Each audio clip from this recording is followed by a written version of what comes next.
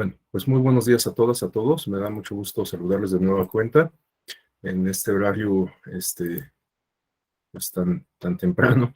Espero que les acomode. Les digo que este horario responde a esta intención de seguir contando con la atención, con el interés de, de las personas respecto a la oferta académica de la Escuela Judicial Electoral, considerando esta reincorporación a las actividades normales, ahora que parece que por fin estamos eh, pues dejando atrás la pandemia. Todavía no salimos del todo, pero pues parece que ya se ve la luz al final del túnel, ¿no?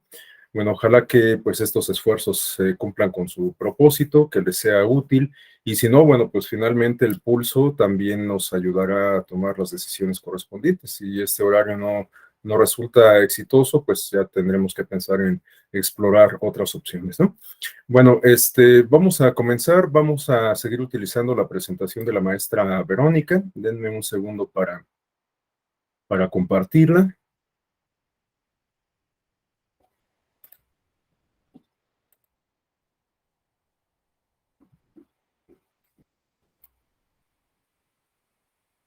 Igual que el día de ayer, con independencia de que al final podamos tener un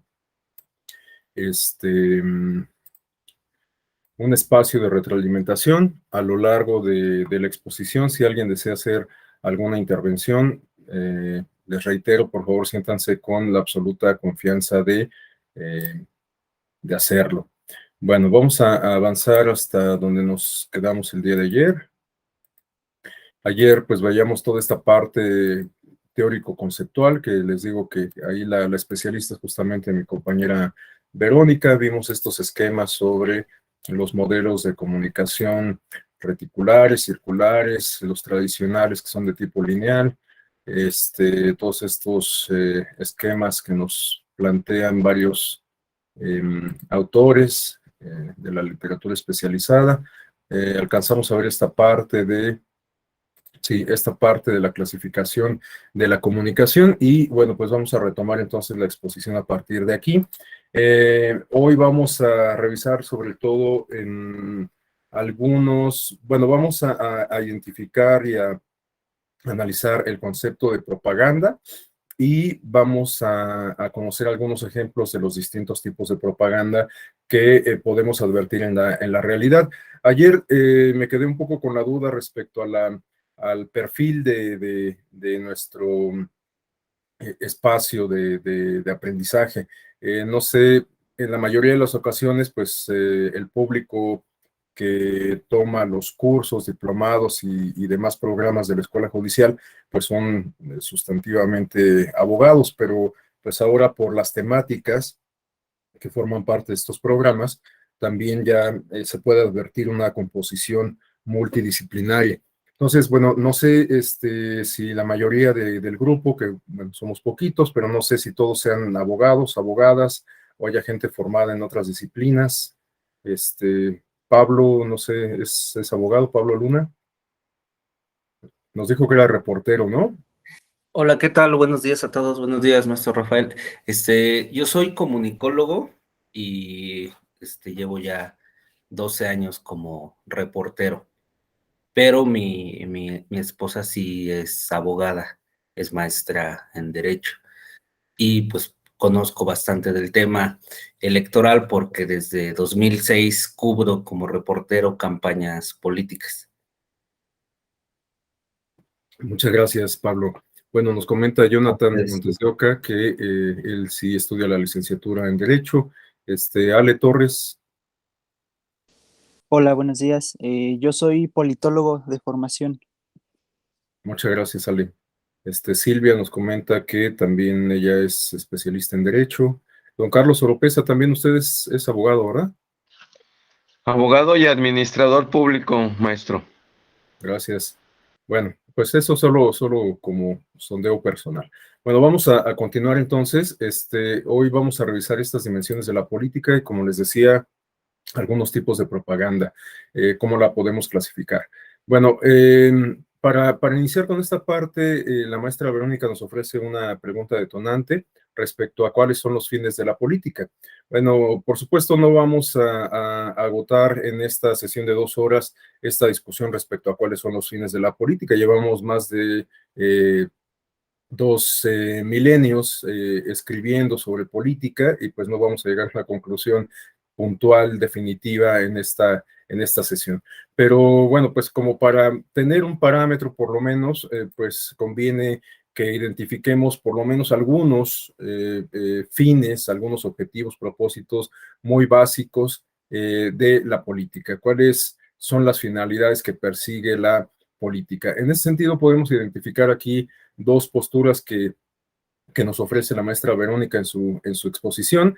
La postura A, que pudiéramos considerar como una postura un tanto optimista, un tanto neutra también, en el sentido de que la política tiene como propósito la organización de la sociedad y alcanzar el bien común, el bien colectivo. Déjenme ponerme los audífonos, denme un segundo.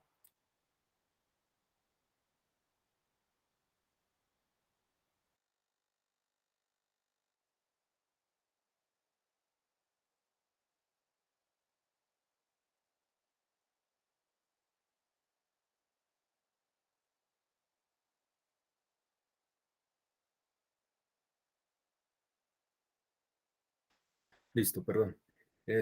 Bueno, entonces esta postura se plantea justamente como objetivo la política, la organización de la sociedad y el bien común.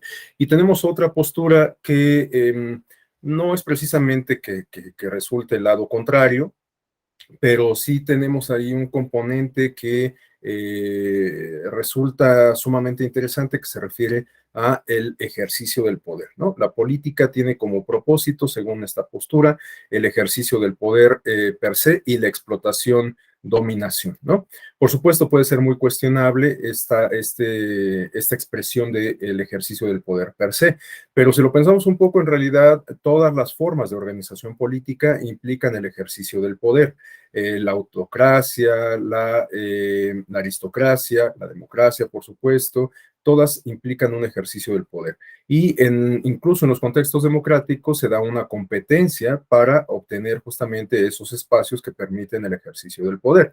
Reitero, de todas formas, no deja de ser cuestionable el hecho de la búsqueda por el poder en sí mismo, ¿no? De hecho, es una de las grandes inquietudes, de los grandes dilemas que se plantean en las agendas públicas del mundo contemporáneo, porque a veces ni siquiera pensamos realmente en el presente en términos del ejercicio del poder del hoy, sino que nos adelantamos a pensar en el ejercicio del poder del mañana.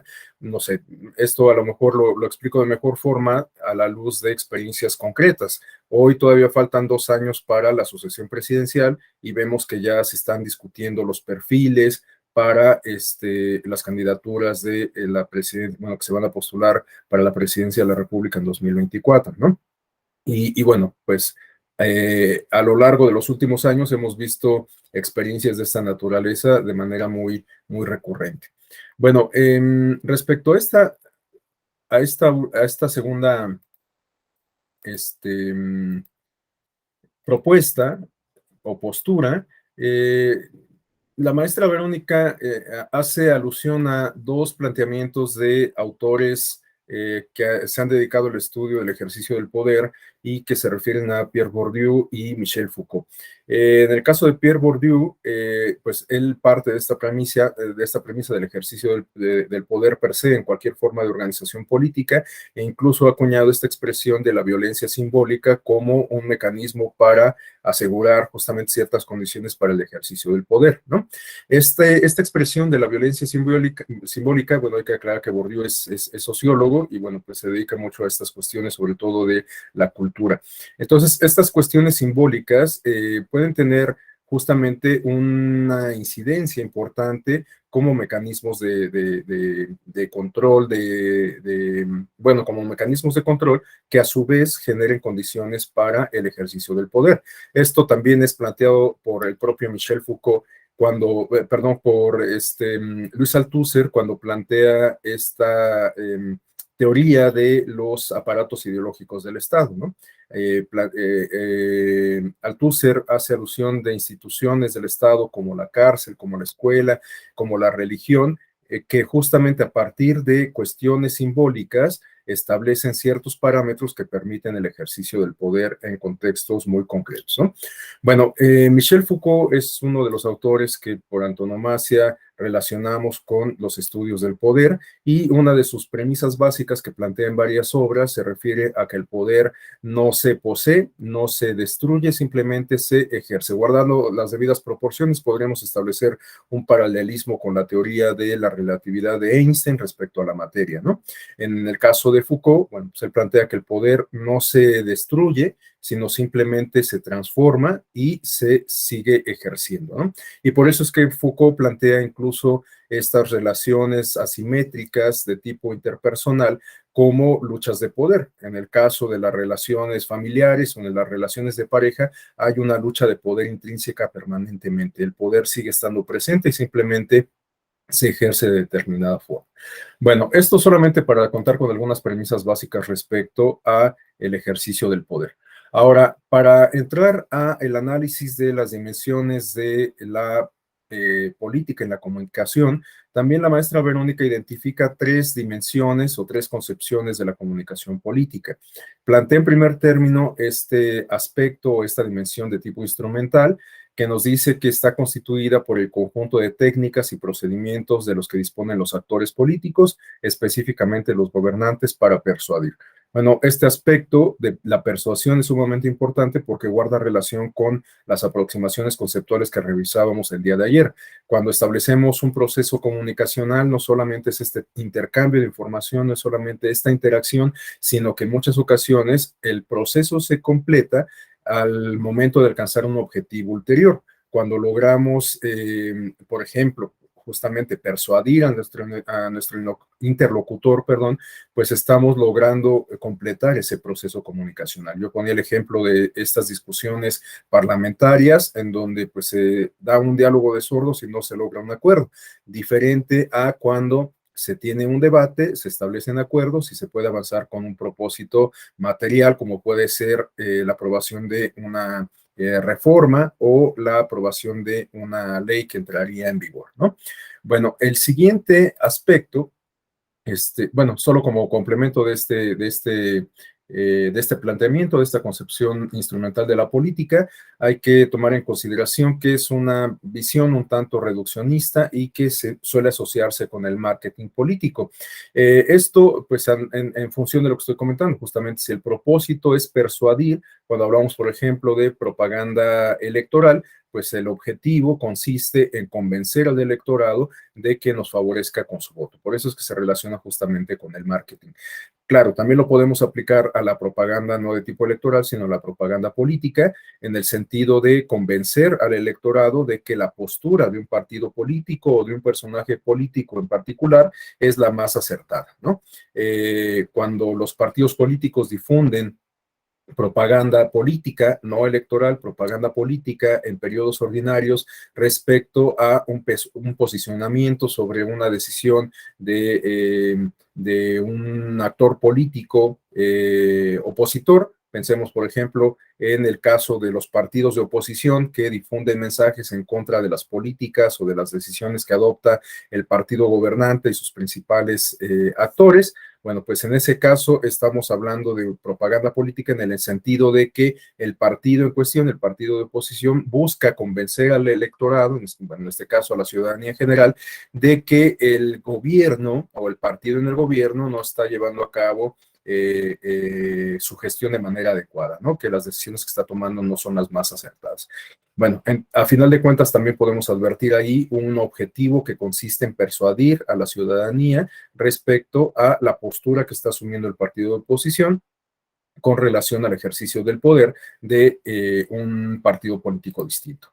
Bueno, Una segunda concepción de la comunicación política es esta que se puede denominar ecuménica, que involucra a todos los integrantes de la sociedad, y aquí podemos advertir que se da un intercambio simétrico de información, simétrico en el sentido de que todas las personas tienen la capacidad de intervenir, entre los actores políticos, los medios de comunicación y el público. Este esquema es planteado, de hecho, por, si no me equivoco, Dominic Walton, exacto. Este autor se plantea que en los esquemas de comunicación política intervienen estos actores justamente a los cuales hace referencia, los medios de comunicación, lo cual resulta sumamente interesante porque en tal sentido los entiende como actores activos, como entidades inherentes a los procesos de comunicación política, es decir, no solamente como propiamente canales de comunicación, sino como actores en sí mismos. Esto guarda relación con lo que yo comentaba respecto a estas expresiones del cuarto poder, respecto a cómo eventualmente los medios de comunicación con fines informativos a veces se logran alcanzar ciertos fines de tipo político, etcétera, ¿no? Bueno, en este caso Walton, pues sí le reconoce esta injerencia que pueden llegar a tener en los procesos de comunicación política. Evidentemente identifica a los actores políticos entendidos como partidos y candidatos fundamentalmente, aunque también puede incluirse aquí a las instancias del Estado, las instituciones, las dependencias, las agencias del Estado y por último al público. El público se compone evidentemente por el grueso de la población. Entonces tenemos población, medios de comunicación y actores políticos como entidades inherentes a los procesos de comunicación política, de acuerdo a el esquema que nos propone Dominic Walton. Ahora, la tercera concepción es de tipo competitivo. Esta se distingue por una lucha explícita por el control de las representaciones colectivas. En este caso podríamos hablar de, bueno, a lo mejor don Pablo Luna justamente tiene más experiencia y más conocimiento en este tema, pero a lo mejor de lo que podemos hablar es justamente de cómo se da una lucha por captar las audiencias y por, en función de cómo se transmiten los mensajes, ¿no? En este sentido, es que estas audiencias son captadas a partir de estas representaciones colectivas, ¿no? Algunos discursos que provienen del ámbito estrictamente político, en ocasiones son retomados por los medios de comunicación y se les da un tratamiento de determinada forma, ¿no?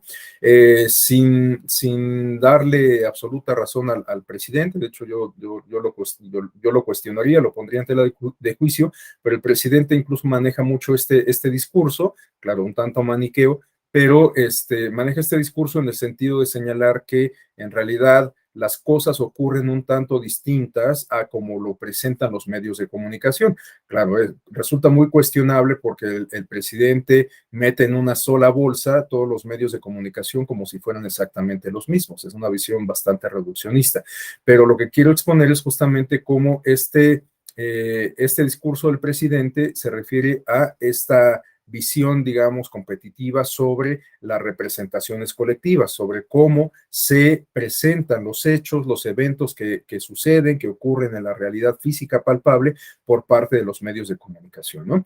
En opinión del presidente, bueno, es una interpretación propia, por supuesto, justamente con el afán de ganar audiencias, con el afán de obtener un fin político, que también ha sido planteado en estos términos, pues los medios de comunicación presentan la información de los hechos con determinados matices, ¿no?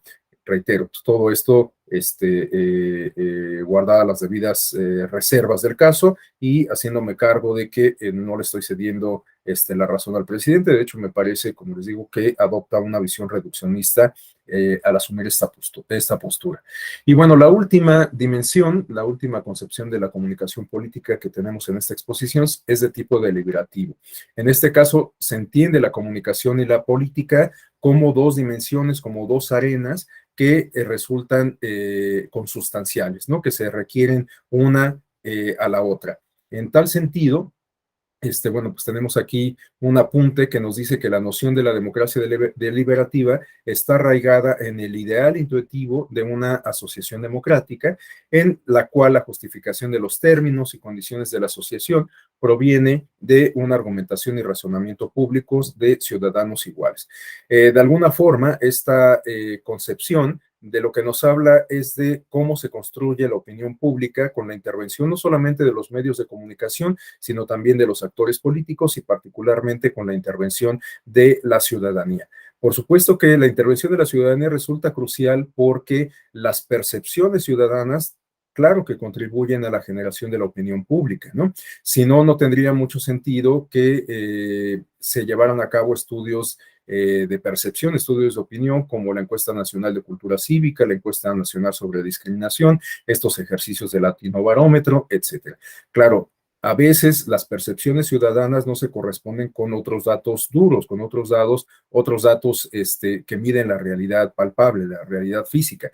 Pero justamente esa discordancia pues también nos plantea dilemas respecto a entonces por qué se está generando una percepción con determinadas características.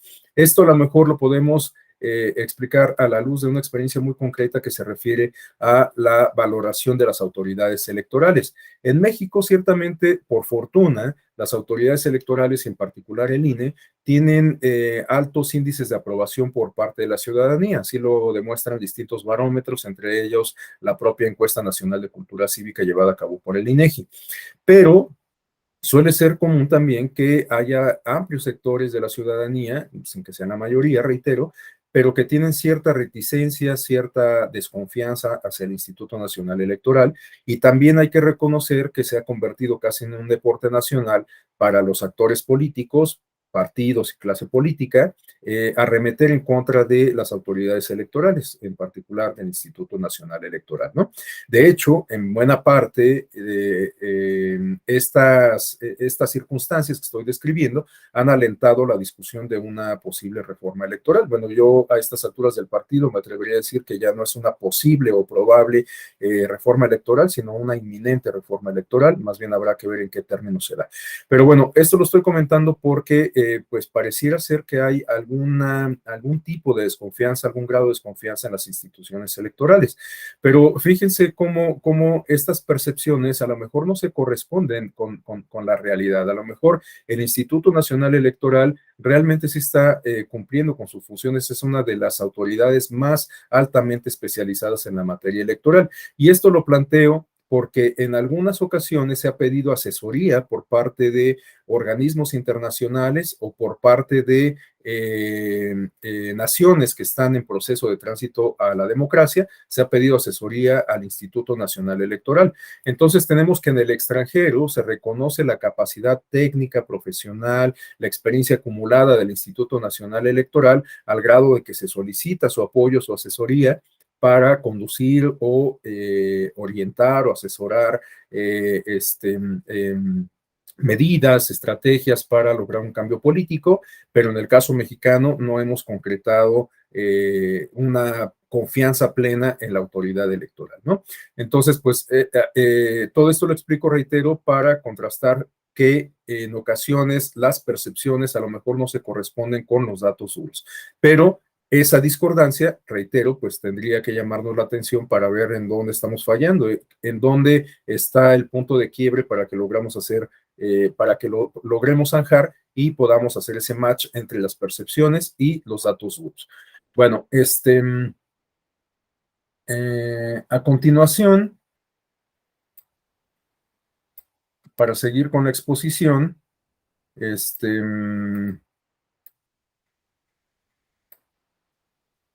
perdón, no soy muy hábil con el Prezi. Pero bueno, ya regresamos a esta lámina y vamos ahora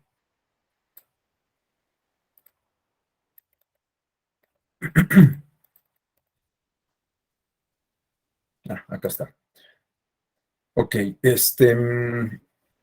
vamos a ver que la comunicación política, en particular la propaganda, que es una manifestación de la comunicación política, como lo hemos comentado, se puede instrumentar la propaganda en dos momentos para acceder al poder o para garantizar las condiciones para su ejercicio. Cuando hablamos de propaganda que nos es útil para acceder al poder, estamos hablando de propaganda de tipo electoral. Cuando hablamos de propaganda que nos es útil para generar condiciones y ejercer el poder, estamos hablando de propaganda de tipo político. En un momento más vamos a ver algunas características respecto a estos tipos de propaganda. Bueno, estas láminas me las voy a pasar porque la exposición es bastante extensa y quisiera que nos enfocáramos más bien en estos tipos de propaganda. Bueno, acá está. ¿Qué es la propaganda? Se refiere a la acción de difundir o hacer extensivo algo de forma cuidadosa, estratégica y constante. Es decir, se refiere a una serie de actos que persiguen un propósito en específico, pero que se da de forma sistemática. Esta serie de actos concatenados responden a un orden, a una estrategia, a un cálculo, como para lograr ese objetivo final, que en muchas ocasiones, como ya lo hemos comentado, consiste en persuadir a los interlocutores. Bueno, esta parte a lo mejor va a generar un poco de controversia porque se refiere a 11 principios planteados por principios de propaganda, planteados por Goebbels, quien, como todos lo sabemos, era el líder de uno de los ideólogos del régimen nazi y el principal responsable de la propaganda nazi, igualmente, ¿no? Les digo que, bueno, puede causar controversia por el personaje al cual estamos aludiendo, pero resulta interesante porque varias de las premisas que él plantea, varios de estos principios, podemos advertir que siguen estando presentes en el diseño de estrategias, en el diseño de, de estrategias de campaña, tanto política como electoral, ¿no? Por supuesto, soy muy enfático en hacer la aclaración de que no es ningún tipo de apología, ni mucho menos.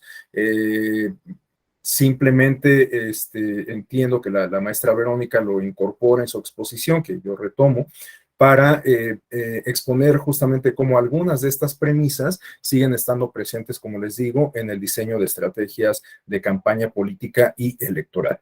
Bueno, en primer lugar, tenemos el principio de simplificación y del enemigo único. Esta es una estrategia muy elemental que consiste en identificar un actor político al cual podemos atribuir ciertas responsabilidades para convertirlo en nuestro objeto de la propaganda. Esto suele ser muy común justo en el contexto de las campañas electorales, ¿no? En el contexto de las campañas electorales, pues los actores, los candidatos, las candidatas identifican perfectamente a sus contrincantes y en algún momento de la campaña incluso suele ser común que se aplique este principio del enemigo único y que las baterías de las estrategias de campaña se dirijan a mermar las preferencias electorales de quien sea el puntero en la contienda, ¿no? Esto lo podemos ver prácticamente en cualquier contexto de elecciones en nuestro país. Cuando los candidatos se ven en una posición de desventaja en ese contexto de competencia política, en muchas ocasiones cambian la estrategia y ya no buscan, digamos, ofrecer al electorado la propuesta propia, ¿no? Es decir, ya no buscan hacer llegar al electorado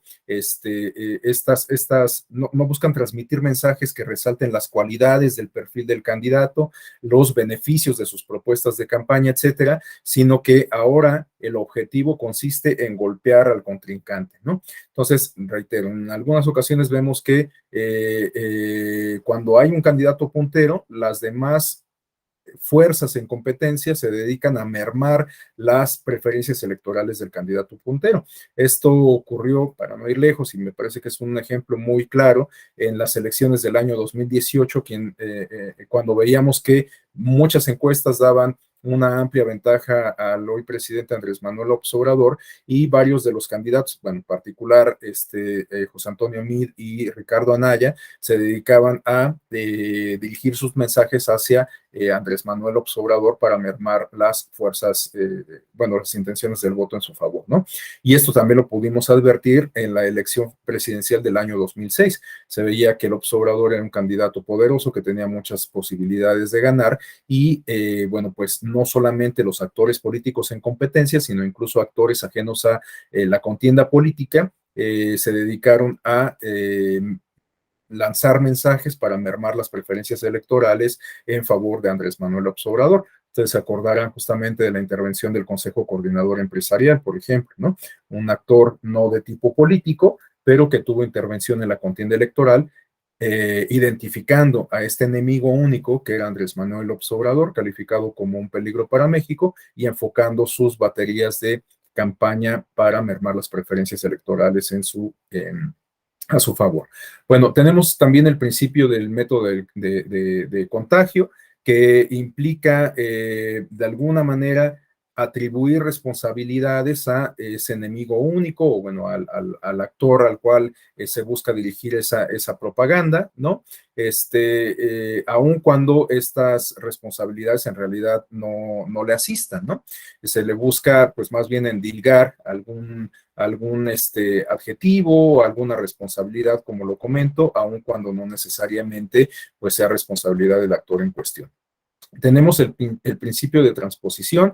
Este principio suele ser muy útil, sobre todo para la propaganda de tipo político. Ustedes seguramente han escuchado esta expresión de la caja china, ¿no?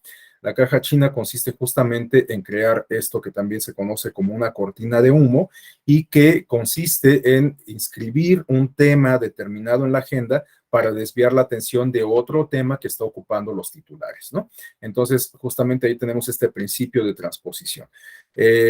Otro principio se refiere a la exageración y desfiguración. Bueno, pues esto me parece que la propia denominación habla por sí mismo. Estamos hablando de cuando se atribuye o se magnifica, digamos, algún evento, las características de un evento, o los defectos y hierros de algún personaje, de algún actor político, etcétera, ¿no? Simplemente se toma como referencia un elemento que puede ser verídico, pero no se transmite, no se describe con características objetivas, sino que se magnifica todo esto, pues por supuesto persiguiendo un objetivo en específico. Bueno, tenemos el principio de la vulgarización, que se refiere pues más bien como a difuminar la información, a compartirla con el vulgo, con la plebe, con la mayor cantidad de personas. Ahora pues podemos advertir este principio de vulgarización que se materializa a través de la viralización que se hace en redes sociales de distintos eventos. O sea, estos videos que en ocasiones circulan, videos, mensajes, fotografías que circulan en redes sociales y que se viralizan para golpetear a un actor político en específico, bueno, corresponde justamente a este principio de vulgarización, ¿no? Como pues un evento que ocurre se difunde de manera masiva para lograr un objetivo en específico, que en este caso consiste pues en golpear al protagonista del video, de la foto en cuestión, ¿no? El principio de orquestación pues es algo fundamental, se refiere a este cálculo que se hace a el diseño estratégico de las campañas electorales o de las campañas políticas. No, los mensajes que se inscriben en una campaña en toda la extensión de la expresión, pues no se dan de manera espontánea, siguen un cálculo, un proceso de planeación y de ejecución. De hecho, pues podemos advertir que en muchas ocasiones las campañas, tanto electorales como políticas, pasan por distintas fases, como ocurre también en el caso de la publicidad comercial, ¿no? Vean cómo en el caso de algunos precandidatos, bueno, pues se presentan ante el electorado, como ocurre cuando se busca posicionar un nuevo producto en el mercado, ¿no? Primero se genera esta expectativa sobre el producto a vender para después ya anunciar sus virtudes, sus atributos y todo esto con el propósito de que la gente lo compre. Bueno, pues con el caso de los precandidatos de alguna forma ocurre lo mismo. Por supuesto, estoy simplificando demasiado, pero de alguna forma se sigue la misma tónica y por eso es importante que pues se sancione en su caso esta aparición de personajes públicos que pues se ostentan como precandidatos y que finalmente obtienen un beneficio porque se posicionan con bastante anticipación ante el electorado, ¿no? Bueno, tenemos el principio de renovación que implica pues estar generando nueva nueva información sobre un mismo fenómeno, sobre un mismo tópico, para saturar a las audiencias sobre ese tópico en específico, con una serie de mensajes que buscan pues generar estos procesos de convicción, ¿no? Esta intención de convencer o de persuadir al electorado, a la ciudadanía, sobre determinada cuestión. El principio de verosimilitud pues resulta igualmente básico. No es importante o no es relevante que difundamos información verdadera, sino que es suficiente con que esa información parezca verdadera, ¿no?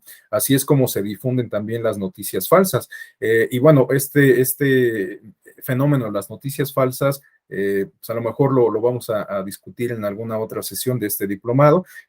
Bueno, seguramente sí, con otros profesores, pero me refiero a que a lo mejor yo con ustedes en algún momento vamos a discutir este fenómeno de las noticias falsas, pero por lo pronto lo que quiero señalar es que estas noticias falsas en ocasiones se difunden incorporando ciertos elementos de verosimilitud, justamente, ¿no? ¿Cuántas veces han recibido ustedes una noticia sobre qué les gusta? Vamos a poner un ejemplo muy concreto sobre información o infodemia que se dio en este contexto de la pandemia. Ustedes se acuerdan que al principio de la pandemia se corrió este rumor de que en los hospitales a la gente no solamente la estaban asesinando, sino que también le estaban extrayendo el líquido raquídeo de las rodillas. No sé de dónde salió ese rumor, pero se circuló profusamente. Y aún cuando pues pareciera carecer de toda lógica este tipo de noticias, la gente se lo creía y en ocasiones se apoyaba la difusión de este tipo de mensajes firmando o incorporando aparentemente la firma de una institución pública, ¿no? O de alguna asociación con cierto renombre. O sea, por ejemplo, yo no sé si a ustedes les haya pasado, pero seguramente sí, en estos grupos de WhatsApp de su familia, de sus vecinos, de sus compañeros de trabajo, a lo mejor les llegó por ahí un mensaje en donde se difundía una noticia en específico y al final decía que quien difundía esa información era la Organización de las Naciones Unidas, por ejemplo, o la Cruz Roja o qué sé yo, ¿no? Entonces, bueno, pues se incorporaba ese elemento de verosimilitud para difundir una noticia falsa, ¿no? Entonces no era relevante difundir, no era relevante asegurarse de que la información fuera verídica, sino solamente era importante asegurarnos de hacer parecer que la información era cierta, ¿no? Bueno, tenemos también el principio de la silenciación, que sobre todo se da en regímenes autoritarios, como el caso del régimen nazi, justamente, en donde pues se coloca o se posiciona una sola voz, una sola postura y se silencian las demás, ¿no? No hay la posibilidad de que haya disidencia. Claro, esto también se aplica en regímenes democráticos o que se precian de ser democráticos en función de la manera en que se ejerce el poder, ¿no? En muchas ocasiones, bueno, pues se descalifica a las opiniones que son contrarias y pues de alguna manera se pone en práctica justamente este principio de silenciación. Bueno, tenemos el principio de transfusión que de alguna manera pues guarda relación con el de transposición y el principio de la unanimidad que se refiere a pues difundir profusamente la idea de que hay consenso sobre una misma opinión respecto a un fenómeno X, ¿no? Así es también como podemos explicar a partir de este principio de unanimidad estos fenómenos de polarización que se dan, por ejemplo, en las redes sociales, ¿no? Esto también en algún momento a lo mejor lo vamos a discutir, pero ustedes saben que las redes sociales pues, funcionan a partir de algoritmos, como todo en Internet, y en redes sociales como en Twitter, por ejemplo, en muchas ocasiones nosotros seguimos a personas que tienen cierta afinidad con nosotros mismos. ¿Por qué? Pues porque el algoritmo no nos va a hacer una oferta de alguien que piensa completamente distinto. O sea, nos nos hace sugerencias de perfiles a los cuales seguir en atención a los perfiles a los cuales ya seguimos, ¿no? Entonces, es muy difícil que el algoritmo de Twitter nos sugiera seguir a alguien que tiene una forma de pensar completamente distinta a la de nosotros. Bueno, pues esto lo planteo porque pues justamente como seguimos a personas que piensan similar a nosotros, que tienen posturas similares a las nuestras, nos convencemos de que pues la mayoría de las personas piensan como nosotros lo hacemos, ¿no?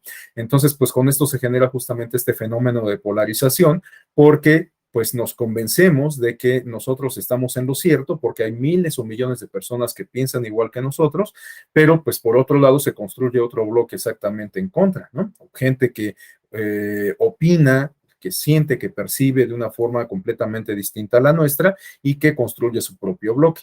Entonces, por eso se generan en buena medida estos fenómenos de polarización, ¿no? Porque a partir del funcionamiento de las redes sociales, de los algoritmos que resultan inherentes a las mismas, se pueden generar estos fenómenos de autoconvencimiento que se relacionan con este principio de unanimidad, ¿no?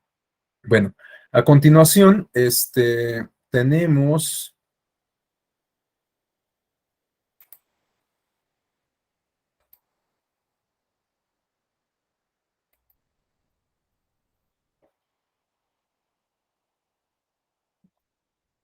perdón, pero les digo que no soy muy hábil con esto de,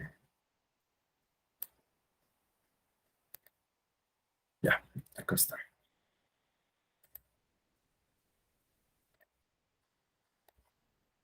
Ok, tenemos aquí una definición sobre propaganda electoral. Es una definición que, si no me equivoco, proviene de una sentencia del Tribunal Electoral del Poder Judicial de la Federación de ya hace algunos años. Me extraña que Verónica no haya incluido aquí la fuente, pero bueno, esta es una definición que podemos encontrar en una sentencia del Tribunal Electoral. Nos dice el Tribunal Electoral que la propaganda de tipo electoral es el conjunto de escritos, publicaciones, imágenes, grabaciones, proyecciones y expresiones que durante la campaña electoral se difunden con el propósito de presentar ante la ciudadanía las candidaturas registradas. Es decir, se trata de una forma de comunicación persuasiva para obtener el voto del electorado o desalentar la preferencia hacia una candidata o candidato, coalición o partido político. Les decía, la propaganda electoral puede funcionar en dos vías. Por un lado, se busca posicionar la propuesta propia, resaltando las cualidades del perfil del candidato, los logros del partido que lo está impulsando, los beneficios que se pueden generar en caso de que se materialicen las propuestas de campaña, etcétera, ¿no? Esta, digamos, es el canal que podríamos calificar como positivo, pero también la otra vía consiste más bien en enfocar las baterías en los contrincantes. En ese sentido, pues lo que se busca es desalentar que la gente vote por alguna otra opción política. Entonces, lo que se busca pues, es justamente mermar las preferencias electorales en favor de los demás contrincantes. Para ello, pues se hacen críticas, se cuestionan las decisiones adoptadas por los partidos cuando han sido cuando han sido gobiernos o a partir de su desempeño en los órganos legislativos, etcétera. Y bueno, pues esto lo vemos igual en el contexto de cada campaña electoral, ¿no? Vemos cómo en ocasiones los partidos se acusan mutuamente de haber aprobado determinada ley, de haber llevado a cabo determinada reforma. Vemos también cómo se hacen señalamientos sobre candidatos a la luz de su experiencia en el desempeño de un cargo previo, etcétera, ¿no? Entonces, bueno, pues la propaganda funciona en estas dos vías. Ahora, a continuación, tenemos la definición de propaganda política o partidista. En este caso estamos hablando de un tipo de propaganda que se refiere a la difusión de contenidos matizados, de elementos objetivos que presentan una ideología, programa, o plataforma política de algún partido político o la invitación a ser afiliado a este. Pretende crear, transformar o confirmar opiniones a favor de ideas y creencias, así como estimular determinadas conductas políticas. Estas diferencias entre un tipo de propaganda y otro son sustantivas para cuando se busca calificar, por ejemplo, actos anticipados de campaña o de precampaña, ¿no? Porque cuando hablamos de propaganda electoral, pues justamente lo que estamos hablando es de un mensaje que busca persuadir al electorado para que vote por determinada opción política. Cuando hablamos de propaganda política, no se hacen llamados al voto, más bien estamos hablando de propaganda en donde el partido o el actor político en cuestión, porque también evidentemente la propaganda política proviene de las autoridades o de las agencias del Estado. Bueno, pues en ese caso estamos hablando de un tipo de propaganda con fines informativos o bien de un tipo de propaganda que busca persuadir a la ciudadanía respecto a los aspectos identitarios de un partido político, por ejemplo, ¿no? En tal sentido, la propaganda política puede estar enfocada en invitar a la ciudadanía para que se sume, para que se afilie al partido político en cuestión. También la propaganda política puede tener como propósito, como ya lo decía, establecer una crítica a los partidos o a los gobiernos de los partidos distintos, entre algunas otras cuestiones, ¿no? Bueno, a continuación tenemos los tipos de propaganda. Vamos a ver que existen distintos tipos de propaganda que se materializan tanto en la dimensión electoral como en la dimensión política y que se clasifican particularmente en colores, es decir, estamos hablando de propaganda blanca, negra y gris. Vamos a revisar algunos ejemplos de spots que a lo mejor nos ayudan a entender de mejor forma estos tipos de propaganda. Pero bueno, antes de pasar a los spots, aquí en la pantalla tenemos algunos apuntes que nos describen en términos generales cómo son estos tipos de propaganda. Tenemos que la propaganda blanca se distingue porque se reconoce en función de que el receptor sabe quién es la fuente o emisor y qué es lo que se le pide que haga o que piense. Generalmente busca enfatizar las virtudes de la ideología de la fuente, su programa de gobierno y o propuestas. Su mensaje se traduce a vota por mí. Me adelanto con independencia de que ahorita vamos a ver un ejemplo, a señalar que la propaganda blanca se inscribe en esta dimensión o en esta línea que comentábamos hace rato, no en atacar al contrincante, sino más bien en enaltecer, en identificar las cualidades propias, los beneficios que derivarían de la aplicación de las propuestas propias, etcétera, ¿no? Bueno, tenemos por otro lado la propaganda gris. En este caso, la fuente no se puede identificar correctamente y la información es incierta. Su mensaje se traduce a no votes por él. En este caso estamos hablando de un tipo de propaganda que en ocasiones suele ser anónima, no siempre se identifica al emisor y en este caso el objetivo se relaciona más con el que persigue también la propaganda negra. En este caso estamos hablando de la otra dimensión de la propaganda, no la que se refiere a distinguir las cualidades propias, sino más bien en señalar las debilidades, los hierros, los desaciertos de los contrincantes, ¿no? Con el propósito de desalentar las preferencias electorales en su favor.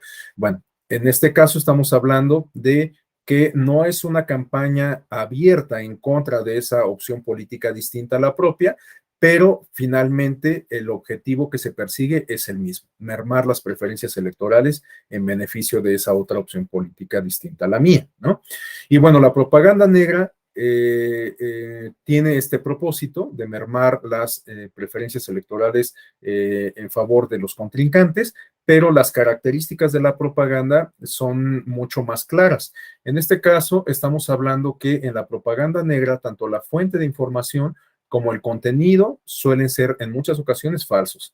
A menudo, la forma de desinformación o información dirigida, o mejor dicho, a menudo toma la forma de desinformación o de información dirigida. Se define como un esfuerzo en el cual los receptores no advierten los propósitos ni la verdadera fuente del mensaje y no saben que alguien está tratando de controlar sus reacciones. Ofrece la posibilidad de poner en boca del adversario lo que se desea que éste diga para dañar su imagen. Su mensaje se traduce en no van a votar por ti. Entonces, bueno, en el caso de la propaganda negra estamos hablando de propaganda que sigue el mismo objetivo que la propaganda gris, de desalentar las preferencias electorales de los contrincantes o en favor de los contrincantes, pero el mensaje o los contenidos de los mensajes son mucho más claros en el sentido de advertir justamente este propósito, ¿no? Bueno, a continuación vamos a ver algunos ejemplos. Sí.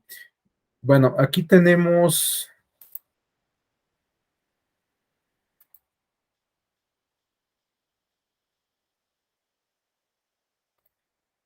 acá están.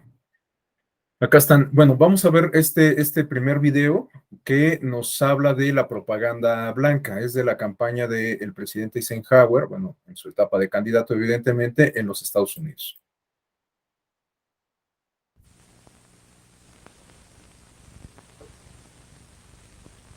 Ike for president, Ike for president, Ike for president, Ike for president. You like Ike, I like Ike, everybody likes Ike for president. Hang out the banner, beat the drum, we'll take Ike to Washington. We don't want John or Dean or Harry, let's do that big job right. Let's get in step with the guy that's hep, get in step with Ike. You like Ike, I like Ike, everybody likes Ike for president. Hang out the banner, beat the drum, we'll take Ike to Washington. We got to get where we are going, travel day and night for president. Let Adelaide go the other way, we'll all go with Ike. You like Ike, I like Ike, everybody likes Ike for president. Hang out the banner, beat the drum, we'll take Ike to Washington, we'll take Ike to Washington. Now is the time for all good Americans to come to the aid of their country. Ike for president, Ike for president, Ike for president, Ike for president.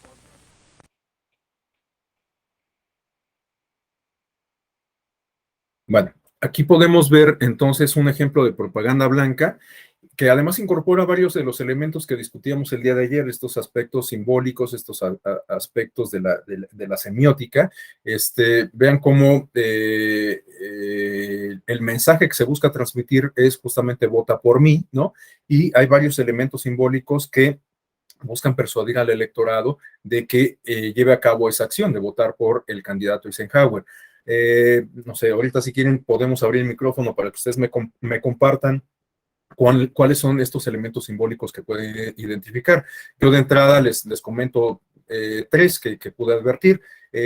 Los símbolos de los partidos, de los dos partidos que se disputan la presidencia de la República, ¿no? Vemos que Eisenhower va encabezando un desfile al lado, bueno, montado en un elefante. El elefante es el animalito o el componente que va encabezando el desfile, ¿no? Y bueno, pues como todos sabemos, el elefante es el representante o bueno, un símbolo del Partido Republicano, ¿no?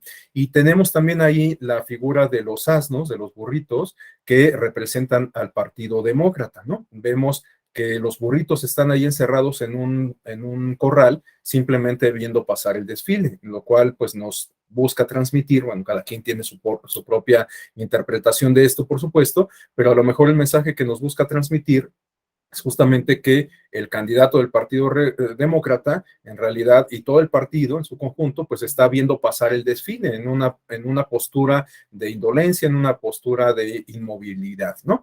Y también vemos que casi hacia el final del video se ve a una persona que va montada en un burrito, una silueta, y que va en sentido contrario del desfile, ¿no? Que además el desfile se dirige hacia la Casa Blanca, como se puede advertir allí en el video. Entonces, bueno, ese contrasentido de la persona montada en el burrito, pues también nos habla de un mensaje en el sentido de que el candidato opositor, el candidato del Partido Republicano, pues va en sentido contrario a donde se dirige la mayoría de la gente, ¿no? Está en el camino completamente, bueno, está completamente en sentido contrario a donde se dirige la mayoría de la población. Y bueno, les decía, no sé, ustedes qué otro mensaje, qué otros elementos interesantes en términos justo de semiótica, de significación, identifican en el video. Esto pues como para abrir aquí a mitad de la clase pues un espacio de intercambio antes de continuar con los otros tipos de propaganda. No sé, ¿qué otros elementos pueden identificar?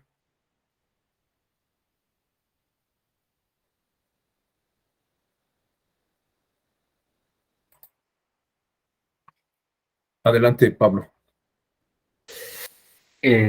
Bueno, en esta parte de el video que nos presentaron, creo que es de destacar que lo simbólico que utilizan, ¿no? Por una parte, vemos en el fondo que hay una ciudad grande, una ciudad cosmopolita, ¿no? Representada por esos edificios que denota un poco esta parte como de desarrollo, de industrialización, quizá, y cada uno de los símbolos en los personajes, ¿no? El bombero, el oficinista, el policía, el ama de casa, el granjero.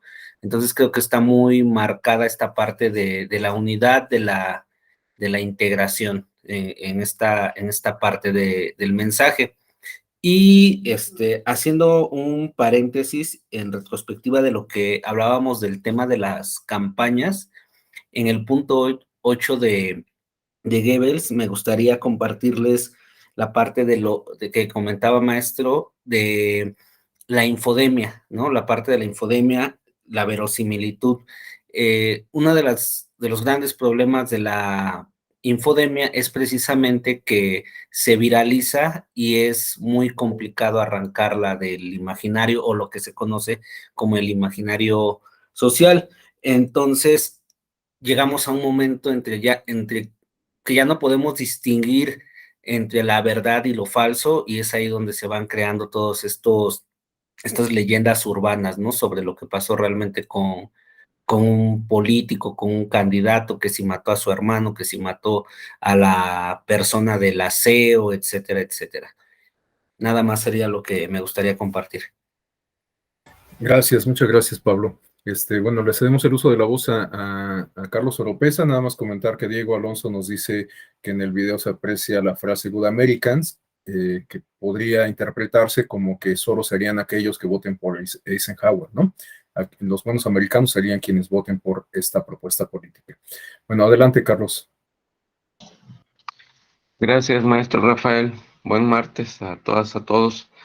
Pues llama la atención que esta técnica de utilizar los dibujos animados, pues todavía yo la he visto por ahí que sobrevive en algunas campañas todavía en el siglo XXI, y que el fondo del mensaje en términos de música, de jingle, es repetitivo, muy corto, no profundizan, lo concentran en una frase, si es posible, y ya, y repetir, y repetir, y repetir.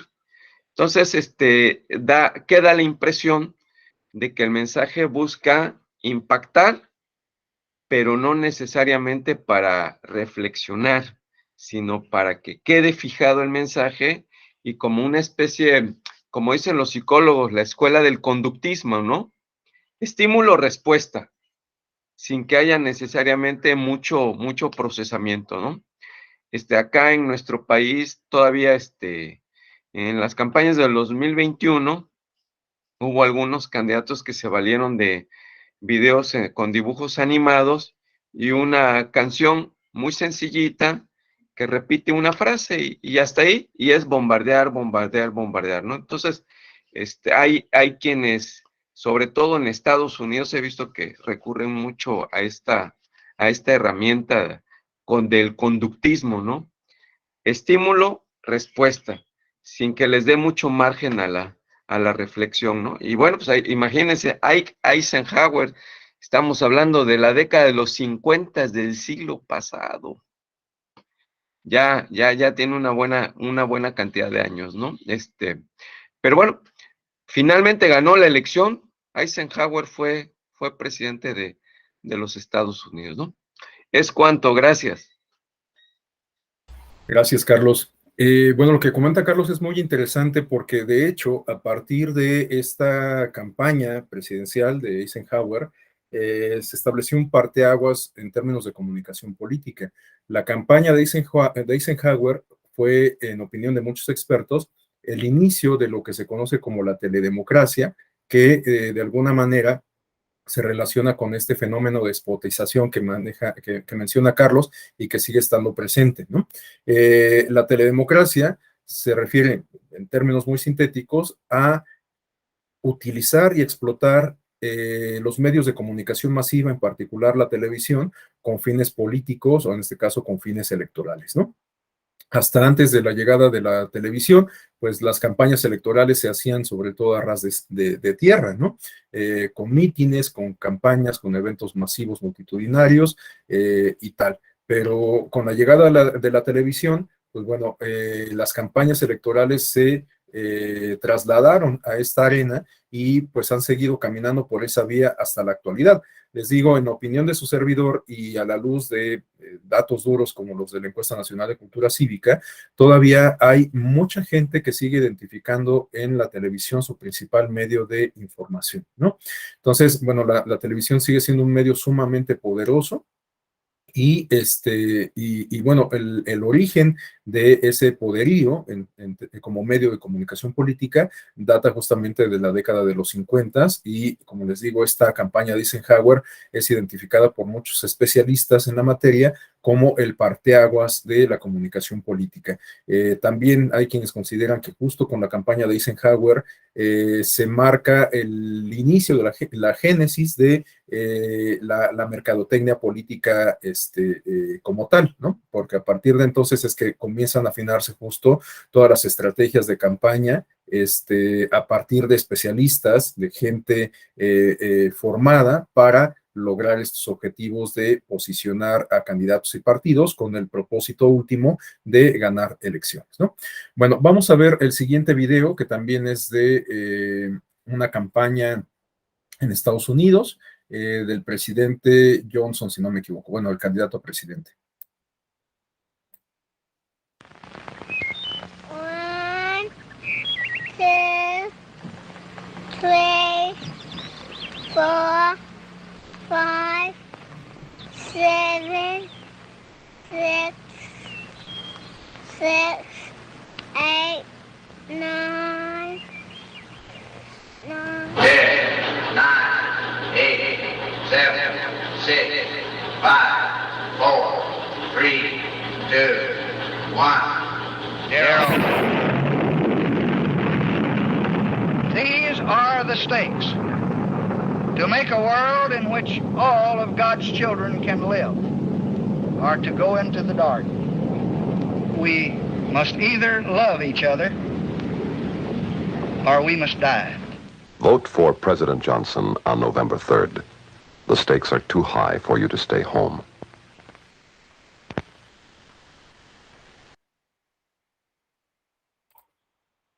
Bueno, aquí lo que podemos ver es un ejemplo de propaganda gris, porque lo que se busca es desalentar las preferencias electorales en favor del contrincante del candidato Johnson. Finalmente, el presidente, bueno, Johnson terminó siendo presidente de los Estados Unidos, y bueno, la crítica que se hace es justamente de que el candidato opositor, no recuerdo quién era el candidato opositor, podría conducir a la nación a una guerra nuclear. Recordemos que justamente en los años 60, 70 y 80 es cuando se vivió el periodo de Guerra Fría, en donde el peligro de una guerra nuclear estuvo siempre latente, este conflicto que estaba permanentemente, o bueno, que existía de manera permanente entre los Estados Unidos y la Unión Soviética, que encabezaban los dos bloques económicos y políticos que a partir de los cuales se organizó el mundo, se dividió el mundo a partir de la Segunda Guerra Mundial. Bueno, pues significaba un peligro latente, un peligro permanente para la seguridad internacional ante la amenaza de una posible guerra mundial, ¿no? Entonces, bueno, lo que nos interesa destacar es que este mensaje es un ejemplo de propaganda gris, porque persigue el objetivo de desalentar las preferencias electorales en beneficio del contrincante, pero los elementos del mensaje en realidad no son abiertos, no son explícitos, ¿no? No se dice que no votes por otro presidente, se dice que votes por mí, que votes por Johnson, pero implícitamente se dice que no votes por el otro candidato a presidente, porque si lo haces a lo mejor vamos a terminar con nuestra nación destruida por su radicalismo, por su recalcitrancia, etcétera, ¿no? Entonces, no se dice esto abiertamente, pero va implícito en el mensaje. Por eso es que estamos hablando de una propaganda gris, ¿no? Bueno, vamos a ver a continuación un ejemplo de, creo que este es un ejemplo de propaganda negra, es de Yo no quiero Colombia. volver a sentir ese miedo. No quiero preguntarme si escuché un trueno o una bomba, si el cilindro de gas que va en ese camión es para cocinar o para hacer un atentado, si eso es un carro viejo o un carro bomba. No quiero salir a pasear con mi familia y preguntarme si ese retén es del ejército o de la guerrilla, si el trancón es por un accidente o por una pesca milagrosa. Yo no quiero volver a sentir ese miedo. No quiero. No quiero que vuelvan a aumentar los índices de secuestro. Que por miedo no vuelvan al país los inversionistas, ni los artistas, ni los eventos internacionales. Que nos quedemos sin clientes. Que cierren negocios. Yo no quiero. ¿Y usted? De eso se trata esta decisión. De tomar el riesgo de echar para atrás o de tener la seguridad de seguir avanzando. Porque sin seguridad no puede haber prosperidad. Partido de la U. Bueno, pues aquí igual, me parece que este es igualmente un ejemplo de propaganda gris, porque no se hacen explícitos los mensajes, pero finalmente el objetivo consiste en hacer una crítica a el partido en el gobierno, ¿no? Perdón, en el partido opositor, y a lo que se apuesta es justamente a la continuidad, ¿no? Para que lo que ya se ha logrado en materia de seguridad, en materia de combate a la guerrilla, etcétera, pues no se revierta, ¿no? Entonces, no se dice explícitamente que no votes por la oposición, pero de alguna manera ese es el mensaje incluido, ¿no? Y bueno, vamos a ver el último spot, que si no me equivoco es de Venezuela. Si lo que quieres es copiar algo que para ti fue bueno, ten cuidado. Porque puedes tener una muy mala copia.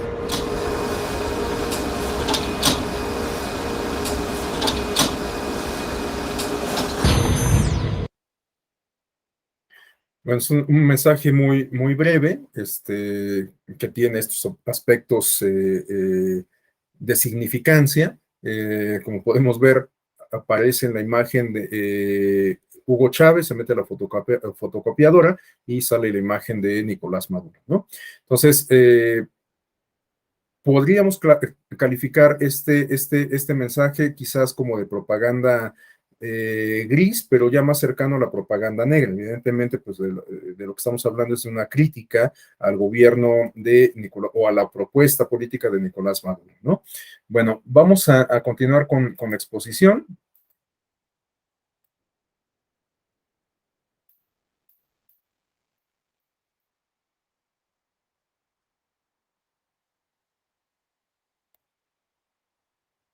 Ok. Bueno, aquí tenemos algunos apuntes que nos hablan de cómo ha sido el desarrollo de la comunicación política y de la propaganda electoral a partir de las menciones que se hacen a los modelos de comunicación política en tres distintas naciones. Estamos hablando del estadounidense, del español y del mexicano. Bueno, en el caso del modelo estadounidense, estamos hablando de que quizás sea el esquema de comunicación política más distintivo de del marketing, de la comercialización. En este caso, estamos hablando de un modelo que se caracteriza por un alto grado de participación política a través de los medios de comunicación. Bueno, ya quedamos que en el caso de los Estados Unidos no tiene mucha importancia el principio de equidad en la contienda, y para los norteamericanos lo que les interesa más bien es que se garanticen las condiciones para ejercer su derecho a la libertad de expresión. Entonces, esto da la pauta como para que se innove en cuanto a contenidos para la difusión de propaganda política y también de propaganda electoral. Y esto, a su vez, ha alentado el desarrollo de la mercadotecnia política. De hecho, el modelo estadounidense se considera como la punta de lanza de lo que se denomina como comercialización de la política, ¿no? A continuación tenemos también el modelo español, que ha pasado por distintas fases: la fase preparatoria, la fase ideológica, la fase de comunicación de masas y el marketing. Hoy en día me parece que en todos los modelos de comunicación política invariablemente hemos pasado por esta etapa de la mercadotecnia, ¿no? Pero bueno, en atención a las características de los contextos propiamente políticos en cada nación, hemos llegado a esa fase de la mercadotecnia a partir del tránsito por distintas etapas. Bueno, en el caso de España, en algún momento se pasó por esta fase ideológica durante la etapa del franquismo. Sabemos que en los regímenes autoritarios, pues el componente ideológico es sustantivo. Ya comentábamos el caso de la Alemania nazi, de cómo a través incluso de los medios de propaganda, pues de alguna forma se buscaba justamente difundir este aspecto ideológico y bueno, pues hasta llegar en el caso de España a esta fase de la comunicación de masas y del marketing. En el caso del esquema de comunicación política mexicano, podríamos considerar que hemos tenido un modelo tradicional que ha transitado hacia el modelo de comercialización y de la virtualidad. Es decir, que también hemos llegado a esta etapa del marketing político, pero en nuestro caso, el modelo de comunicación política se ha desarrollado sobre todo en términos tradicionales, es decir, a través de los medios de comunicación electrónicos por antonomasia, como son la radio y la televisión. En el caso mexicano, de hecho, tuvimos una experiencia sumamente interesante en la contienda electoral por la presidencia de la República en el año 2006.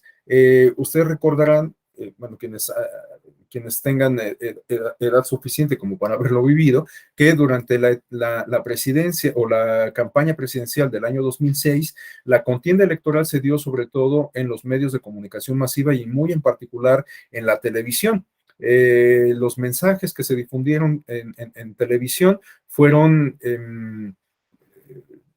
bastantes, fueron demasiados, porque en ese momento cabía la posibilidad de contratar espacios comerciales por parte de los partidos políticos y candidatos de manera directa.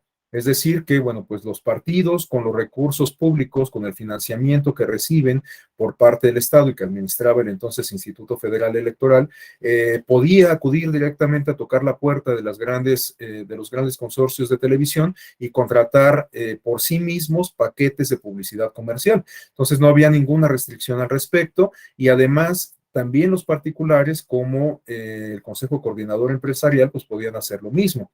Por eso es que en ese contexto las campañas electorales de la presidencia o para la presidencia, para las elecciones de la presidencia de la República en 2006, pues vimos este fenómeno de spotización elevado a la N potencia, ¿no?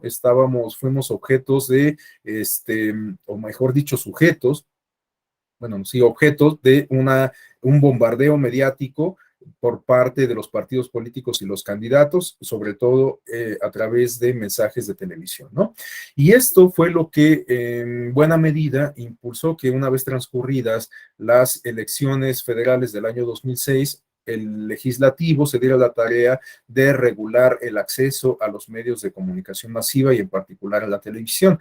Con la reforma del año 2007, recordaremos, se sentaron las bases de nuestro actual modelo de comunicación política, que entre otras cuestiones implica que los partidos políticos ya no pueden contratar por sí mismos espacios en radio y televisión, tienen todavía asegurada su prerrogativa de acceso permanente a estos medios de comunicación masiva, pero únicamente a través de medios oficiales, de tiempos oficiales, tiempos del Estado, que son administrados en exclusiva por el Instituto Federal Electoral. De hecho, a partir de esa reforma del año 2007, el Instituto Federal Electoral, a pesar de todavía no ser una autoridad de tipo nacional, se le atribuyó la responsabilidad exclusiva de administrar los tiempos oficiales de radio y televisión para todos los partidos políticos del país, es decir, no solamente para los que tenían registro nacional, sino también para los que tenían registro local. Entonces, desde entonces, el Instituto Federal Electoral se erigió como la autoridad exclusiva para administrar los tiempos oficiales a los cuales tenían derecho los partidos políticos para poder ejercer esta prerrogativa permanente de acceso a medios de comunicación masiva. Por supuesto, ya una vez que llegamos a el año 2014 y la reforma que reconfiguró todo nuestro sistema electoral y que implicó transformar al Instituto Federal Electoral en una autoridad con competencia nacional, pues bueno, digamos, confirmó esta atribución, esta responsabilidad de que el INE se encargara de administrar los tiempos del Estado para otorgárselos a los partidos políticos y con ello garantizar este derecho que les asiste, ¿no? Bueno, pero les decía que hasta antes del año 2006, pues teníamos este esquema justamente de teledemocracia y el esquema tradicional que consistía pues en realizar actividades proselitistas a ras de tierra. Es algo que se sigue llevando a cabo hasta la actualidad.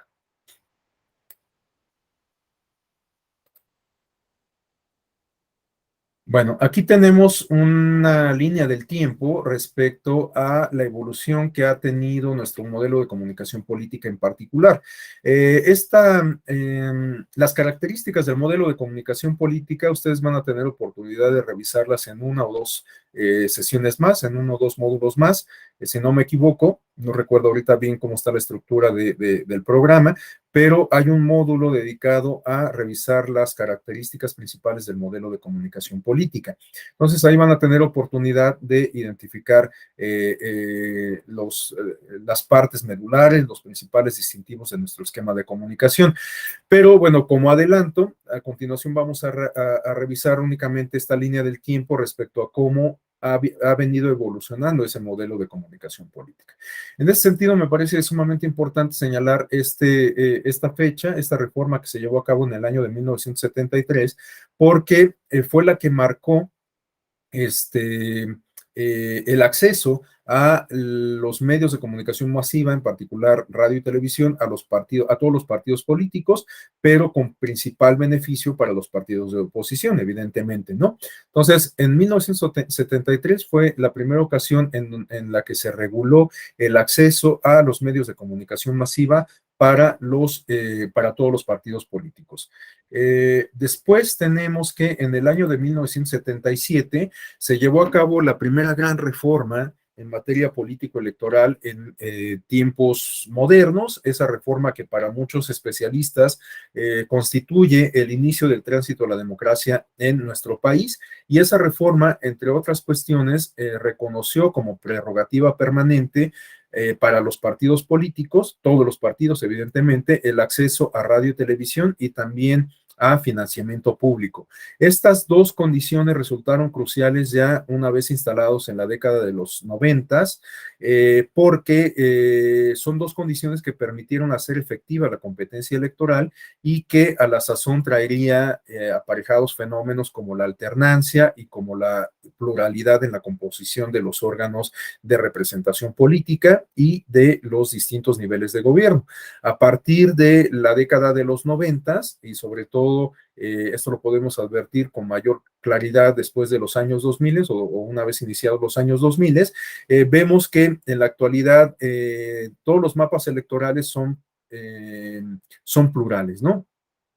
Hoy por hoy, estas condiciones de equidad nos permiten o les permiten a los partidos políticos, incluso a los de menor fuerza electoral, ganar elecciones, ¿no? Basta, reitero, con que veamos un mapa electoral para dar cuenta de esta realidad. Claro, hay muchas percepciones respecto a que nuestro sistema electoral no funciona de manera adecuada.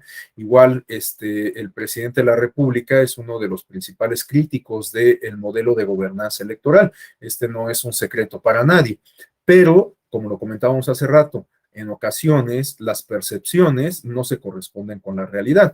Bueno, si nuestro sistema electoral no fuera eficiente, justamente no tendríamos esta realidad palpable que se refiere a la composición plural de los órganos de representación política y de designación de gobernantes, ¿no? Hoy por hoy, incluso en los ayuntamientos, es posible que los partidos locales ganen elecciones. Esto lo podemos advertir, reitero, simplemente abriendo cualquier mapa electoral de cualquier entidad de la República Mexicana. Bueno, volviendo al punto, tenemos que esta reforma del año 77 garantizó esta prerrogativa de acceso permanente a los partidos políticos, a los medios electrónicos en ese entonces, radio y televisión, y también al financiamiento público. Bueno, a continuación, la reforma del año 1982 permitió conceder a los partidos políticos 20 minutos semanales, y en los medios de comunicación se daba cobertura a los eventos del partido o de los candidatos postulados por el partido oficial, y en tal sentido pues resultaban perjudicados los candidatos postulados por los partidos de oposición. Todavía estábamos instalados en la etapa del modelo de partidos hegemónico, aunque ya con un agotamiento, un debilitamiento evidente, ¿no? A continuación, en el año de 1987 tenemos algunas nuevas reglas que se incorporaron a el modelo o al, bueno, sí, el modelo de comunicación política en términos de regulación.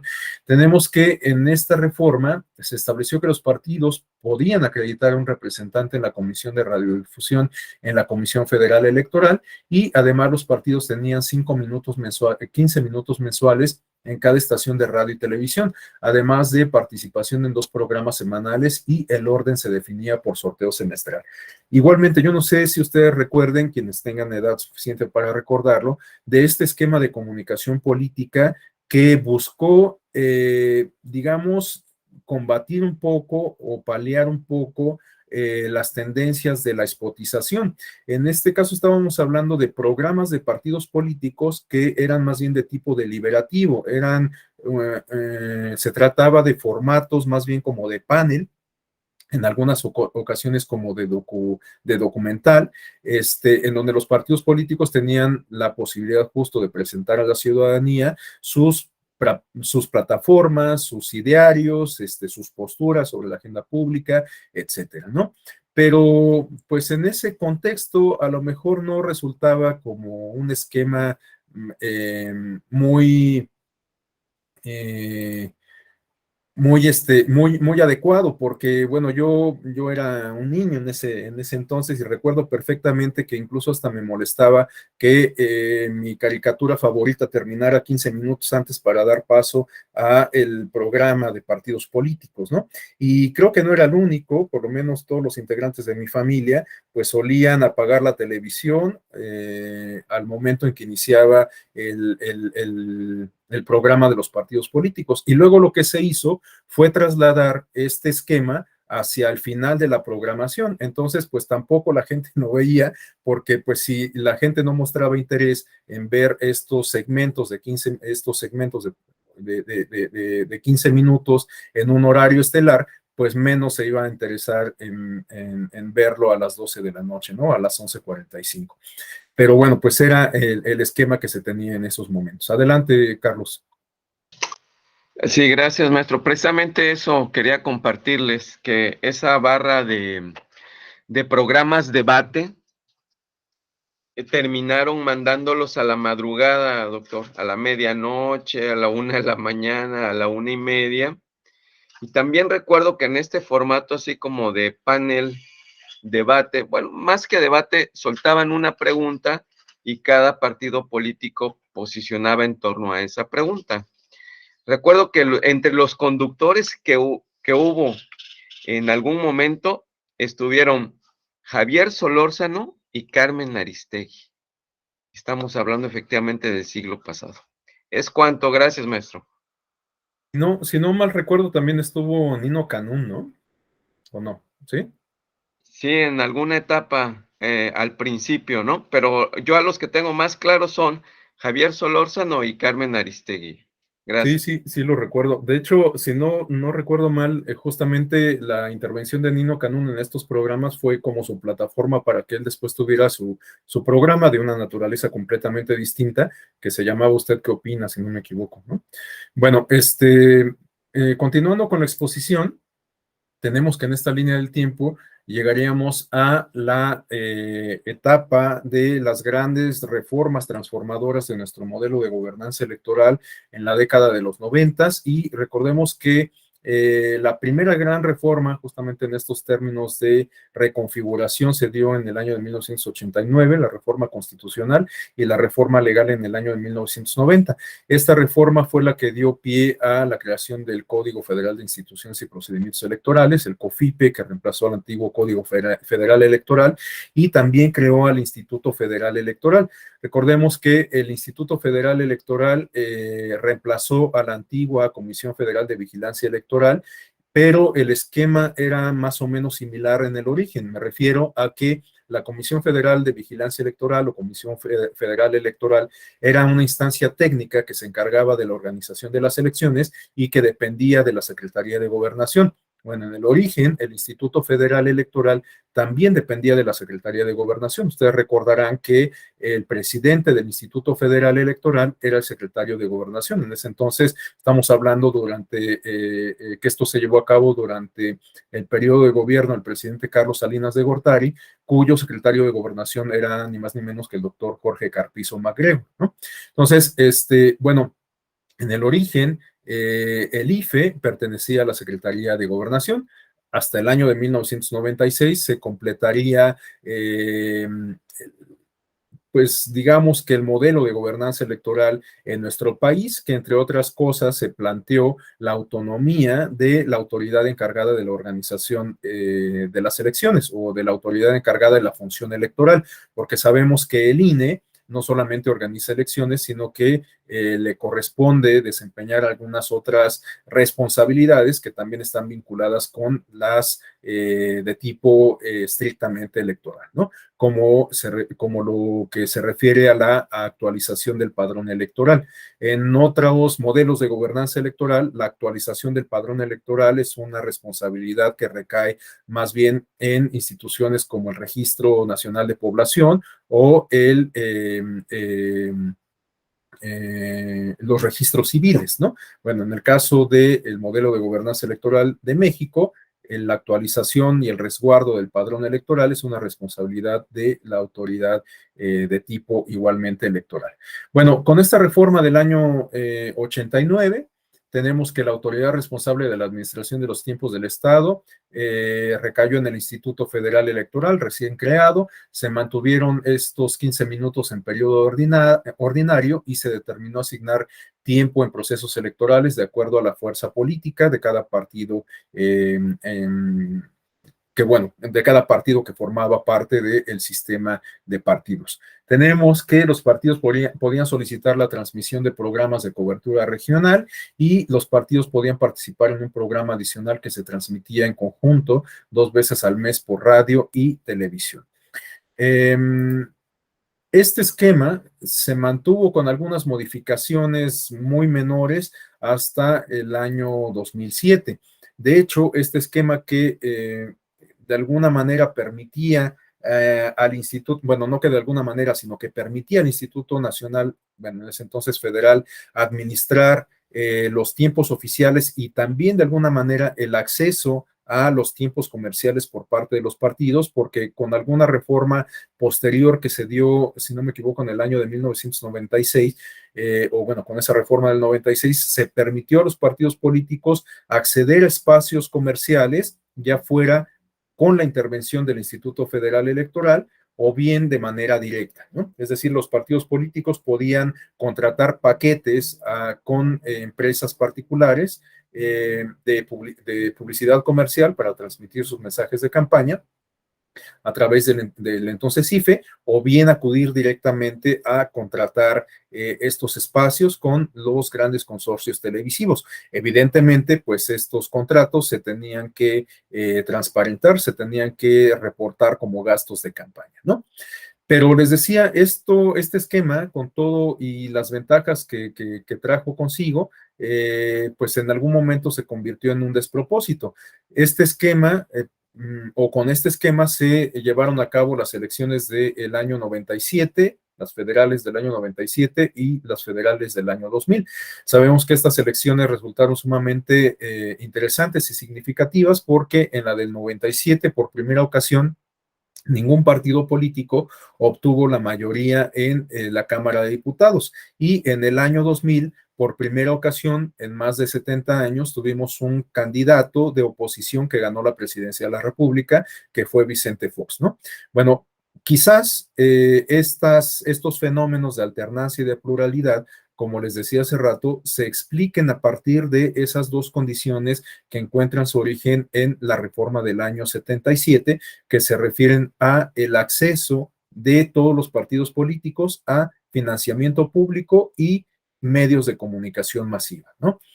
Bueno, pero les decía que con todos estos beneficios, esto terminó convirtiéndose en un despropósito por lo que vimos justamente en la elección presidencial del año 2006, de tal suerte que en el año 2007 el legislador se dio la tarea de sentar nuevas bases de lo que hoy se conoce como el actual modelo de comunicación política, un modelo mucho más regulado, un sistema de reglas mucho más robustas, mucho más intrincadas, que en opinión de algunos pues, resulta excesivo. Hay quienes opinan que nuestro modelo de comunicación política está sobreregulado. Cada quien tendrá su propia opinión al respecto, ¿no? Bueno, el caso es que con esta reforma del año 2007 se estableció que en adelante correspondía a el Instituto Federal Electoral administrar de forma exclusiva los tiempos oficiales, los tiempos del Estado, para que los partidos políticos pudieran seguir ejerciendo su prerrogativa de acceso permanente a radio y televisión. Los partidos y las autoridades electorales tenían derecho al uso permanente de estos tiempos en ambos medios de comunicación. Los partidos y candidaturas gozaban de exclusividad en la difusión de la propaganda política o electoral en radio y televisión. Bueno, siguen gozando de exclusividad. Esto porque a partir de la reforma del año 2007 se estableció una prohibición con rango constitucional a los particulares. Tomando en consideración estas experiencias de intervención del Consejo Coordinador Empresarial, de algunas empresas como Jumex y como Walmart, que aprovechando su identidad gráfica hicieron campaña velada en beneficio del candidato postulado por el Partido Acción Nacional y en contra del candidato postulado por la coalición, si no me equivoco, en ese momento recibió la denominación de Por el Bien de Todos, que postulaba a Andrés Manuel López Obrador. Bueno, pues a la luz de esas experiencias se estableció una prohibición, reitero, con rango constitucional para los particulares. Por lo tanto, a partir de entonces, ningún particular puede contratar espacios en radio y televisión para hacer proselitismo, ya sea en favor de una propuesta política o en contra de cualquier oferta política. Bueno, a partir de ese nuevo modelo de comunicación política se establecieron reglas al contenido de la propaganda para evitar el uso de expresiones que denigran a las instituciones, a los partidos o que calumnian a las personas. Este criterio quizás se explica a partir justo del fenómeno de propaganda negra, de propaganda negativa que se implementó para perjudicar las preferencias o para perjudicar al candidato Andrés Manuel López Obrador y también considerando la reacción del propio candidato Andrés Manuel López Obrador al perder la elección presidencial, porque, bueno, pues igualmente para nadie es un secreto que el hoy presidente Andrés Manuel López Obrador, una vez transcurrida esa elección presidencial del año 2006, terminó mandando al diablo las instituciones electorales. Esto pues ya forma parte de la cultura popular mexicana, ¿no? Entonces, pues quizás atendiendo ese tipo de expresiones, de experiencias, el legislador consideró conveniente establecer estos límites a la libertad de expresión para evitar expresiones que denigrasen tanto a las personas, denigrasen, calumniasen, denostasen tanto a las instituciones como a las personas. Esto, como ustedes lo verán en su oportunidad, se modificó con la reforma del año 2014, ya que en la actualidad, a partir de entonces, el límite de la libertad de expresión se encuentra en la esfera de los derechos individuales.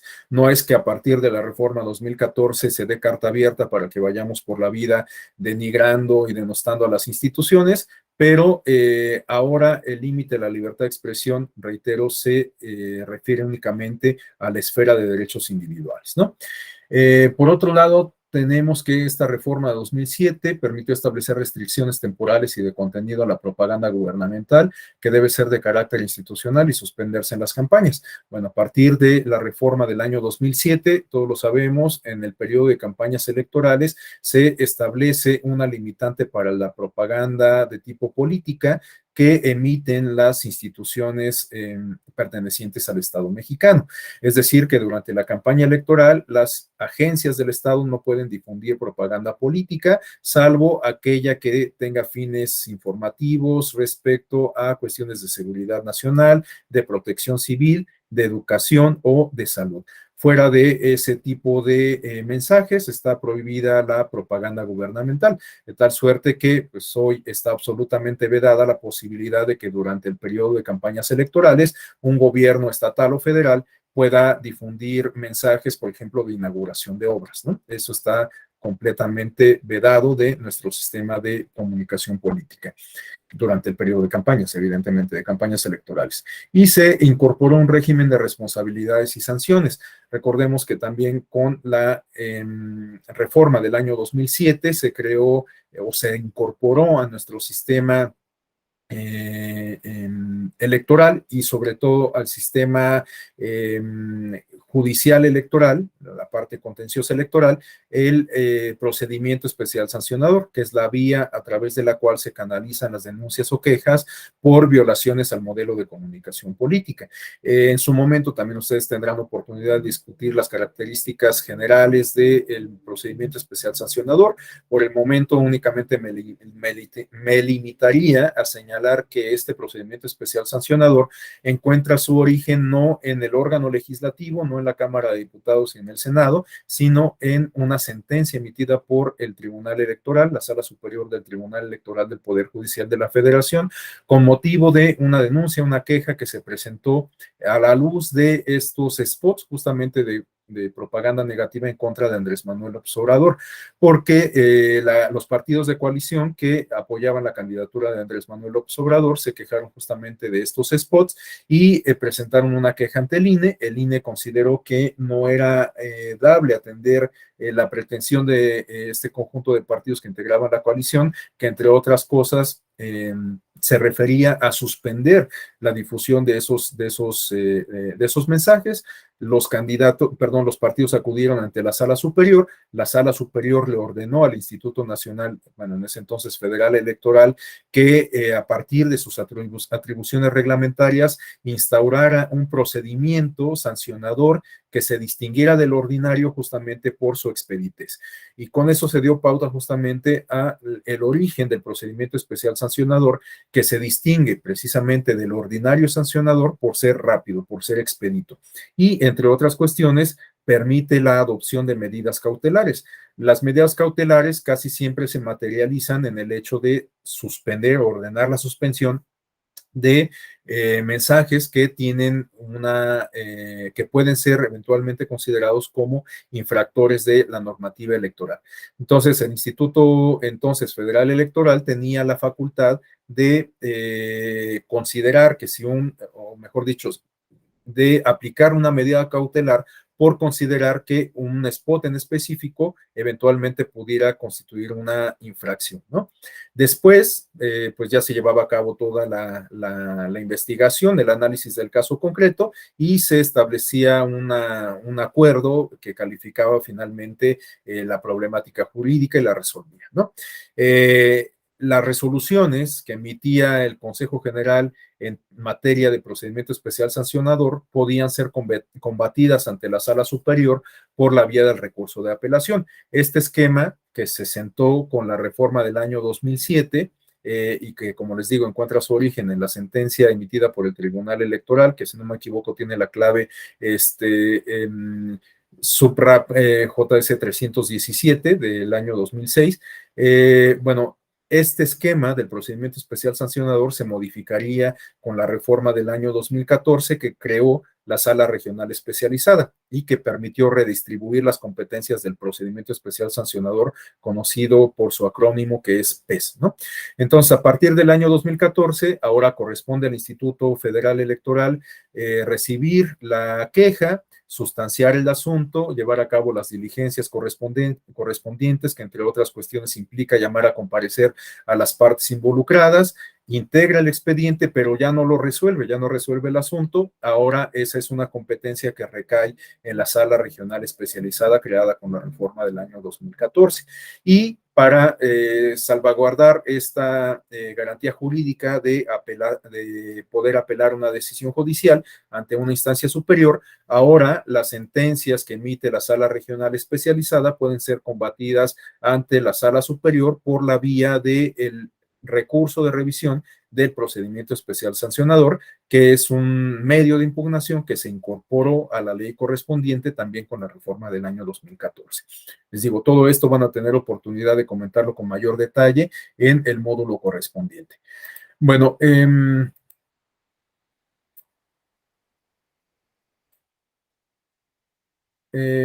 bueno, tenemos aquí algunos apuntes finales que se refieren sobre todo a el ejercicio del poder. Quedamos que la propaganda se puede dividir en política y en electoral, que la electoral sobre todo está dirigida a persuadir al electorado para que definan el sentido del voto, y la política, que busca posicionar a los partidos políticos, que busca explicar o difundir el ideario del partido político en cuestión, la postura que asume el partido político respecto a las problemáticas de la realidad política, etcétera. Pero también comentábamos que la propaganda política igualmente puede referirse a los mensajes que emiten las agencias del Estado, ¿no? La propaganda que se considera oficial, que proviene de las agencias del Estado, bueno, pues se inscribe justamente en esta categoría de propaganda política. Y entonces, bueno, pues tenemos aquí también una división del tipo de propaganda política cuando es emitida por las agencias del Estado. La propaganda estrictamente gubernamental y la propaganda institucional. La propaganda institucional, pues quizás pudiéramos explicarla a partir de este apunte que tenemos en la lámina. Se refiere al material comunicativo en formatos publicitarios emitidos por el Estado en los distintos niveles de la administración pública, local, regional y estatal. En el caso de la propaganda gubernamental, estamos hablando de aquella información que cualquier ente de gobierno, por cualquier medio de comunicación existente, hace del conocimiento de la sociedad acerca de los avances o desarrollos que ha realizado en el ejercicio del derecho a la libertad de expresión, en conjunto con el derecho que tienen los ciudadanos de ser informados, ¿no? Por eso les decía que en algunas ocasiones la propaganda gubernamental se refiere a los logros de una gestión de gobierno en específico, la inauguración de obras, la aplicación o la ejecución de programas de asistencia social, de programas de educativos, de programas de apoyo al comercio, de apoyo a la inversión, etcétera, ¿no? Bueno, a continuación tenemos, bueno, algunos apuntes sobre cómo comunicar desde la administración pública y demás, pero pues quizás esta parte la podamos dejar pendiente. De cualquier forma, si a alguien le interesa la presentación, yo creo que a la maestra Alma Verónica no le va a significar ningún inconveniente en que la podamos compartir. Entonces, bueno, pues a quien le interese, con gusto, creo que se la podremos hacer llegar. Bueno, el link es una presentación de Prezi, entonces hay que acceder desde una dirección electrónica. Yo dejaría entonces hasta aquí la exposición, con el propósito de que en estos últimos minutos pues también podamos tener un intercambio final de opiniones, de percepciones, de ideas a la luz de lo expuesto. Entonces, bueno, pues aquí cierro yo mi intervención y le cedo el uso de la voz para pues las reflexiones de cierre.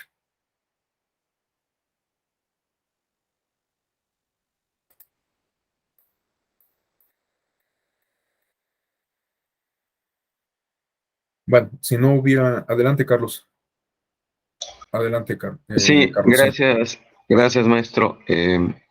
La presentación ¿nos las puedes compartir por correo electrónico? ¿Te la pedimos?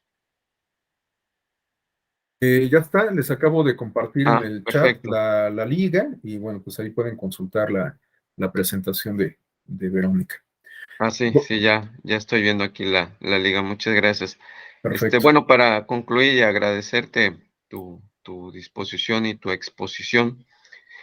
En lo que se está debatiendo en este momento para la reforma electoral que está en proceso, que se está cocinando, ¿tú ubicas que en alguna de las propuestas, porque es aparte de la que envió el Ejecutivo, hay otras 42 por ahí en discusión? ¿tú ubicas que hay algún planteamiento de modificar el actual sistema de comunicación política? Porque yo no estoy ubicando en las propuestas de reforma que vengan cambios sobre la materia de comunicación política. Gracias, es cuanto. No, ciertamente yo no identifico propuestas de modificación sustancial al modelo de comunicación política. La verdad es que no he revisado a detalle todas las propuestas, pero todas las iniciativas, pero en las principales que se presentaron al inicio, que es la del presidente, la del PAN y la del PRI, creo que no hay ninguna propuesta de modificar las reglas al modelo de comunicación política. Y hay algunas propuestas de modificar cuestiones que no son del modelo de gobernanza electoral, sino más bien del sistema político en sí mismo, ¿no? Como esta propuesta de reincorporar la figura del vicepresidente. Pues bueno, eso más bien es una modificación a el sistema político mexicano y no tanto al modelo de gobernanza electoral, ¿no? Pero sí, ciertamente no advierto en las propuestas alguna modificación al modelo de comunicación política, aunque sí hubo una mesa, que de hecho yo estaba interesado en participar, pero luego ya por cuestiones de agenda no tuve oportunidad de preparar nada, pero hubo una mesa sobre justo propaganda y comunicación política, y uno de los tópicos que se planteaba en el título de la mesa era sobre las conferencias gubernamentales, ¿no? Yo creo que teniendo en mente pues el ejercicio de comunicación que lleva a cabo el presidente de la República en la actualidad, en esta gestión, ¿no? Me parece bueno, pues es un tema que en algún momento fue discutido también en la sede de la sala especializada y de la sala superior, y hay ahí algunos criterios orientativos, y bueno, pues a lo mejor teniendo en cuenta esa experiencia es que se abrió esta mesa, pero la verdad, siendo sinceros, no le he dado seguimiento a qué fue lo que se discutió, y a lo mejor en ese sentido, pues sí habría alguna modificación al modelo de comunicación política para incorporar una regulación al respecto, ¿no? De las conferencias de prensa de los, bueno, a lo mejor estoy pensando en la conferencia de prensa matutina del presidente, pero a lo mejor también se está pensando en regular los ejercicios de vocería, no solamente de las instancias del Estado, sino también de los partidos políticos, ¿no?